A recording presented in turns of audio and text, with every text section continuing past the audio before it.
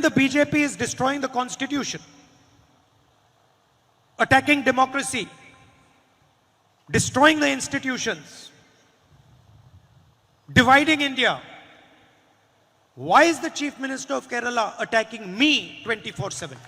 ഈ രാജ്യത്തിന്റെ ഭരണഘടനയെ ബിജെപി തകർക്കുമ്പോ, ഈ നാടിന്റെ ജനാധിപത്യ ശീലങ്ങളെ ബിജെപി ഇല്ലാതാക്കുമ്പോ, ഈ നാട്ടിലെ ജനതയെ മതത്തിന്റെ പേരിൽ അവർ വേലികെട്ടി തിരിക്കുമ്പോ, അപ്പോഴും കേരളത്തിന്റെ മുഖ്യമന്ത്രിയുടെ പ്രസംഗങ്ങൾ മുഴുവൻ അത് എനിക്കെതിരെയായുന്നതിന്റെ കാരണം എനിക്ക് മനസ്സിലാവുന്നില്ല. I am very happy for him to attack me, but he should also spend a little bit of time attacking the BJP and Mr. Modi and the RSS.